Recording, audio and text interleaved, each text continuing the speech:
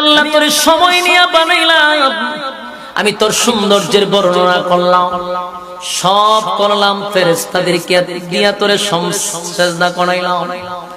দেখ বান্দা তোরে কত সম্মান দিস। এরপরে বলছি ওয়ালাকাদ কাররামনা বানি আদম, এই আদম তোরে সম্মানের সর্বোচ্চ জায়গায় বসাইছি, সৃষ্টির শ্রেষ্ঠ তোরে বানাইছি। বানাইয়া তোরে বলছি আফা হাসিবতুম আন্নামা খালাকনাকুম আবাসা ওয়া আন্নাকুম ইলাইনা লা তুরজাউন। এরপরে তোরে বলছি অনর্থক বানাই না,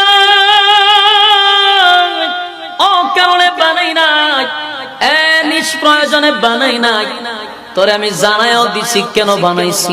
ওয়ামা খালাকাতুল জিন্না ওয়াল ইনসা ইল্লা লিয়াবুদুন।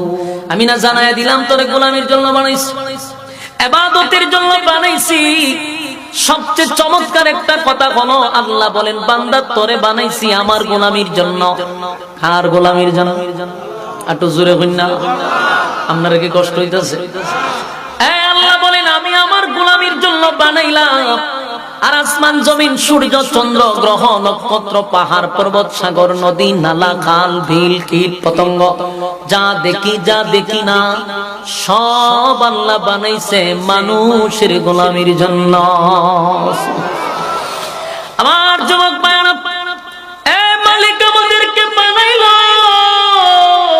শুধুমাত্র কেবলমাত্র মালিকের গোলামির জন্য, মালিকের গোলামির জন্য।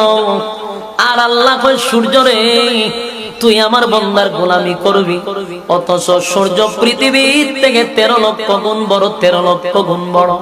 সূর্য যদি জমিনে পড়ে পৃথিবী তালাশ করে পাওয়ার পাইবেন না, কারণ এই পৃথিবীর থেকে 13 লক্ষ গুণ বড় কোন সূর্য। এত বড় সূর্য মানুষের গোলামি করে। আল্লাহ কই সূর্যটাকেও বানাইছি মানুষ তোর গোলামির জন্য, চন্দ্র বানাইছি তোর গোলামির জন্য। বান্দারে গাছ তোর গোলামি করে, নদী তোর গোলামি করে, মাছ তোর গোলামি করে, পাখি গোলামি করে, সমস্ত মাখলুকাত আমি আল্লাহ তোর গোলামির জন্য বানাইলাম।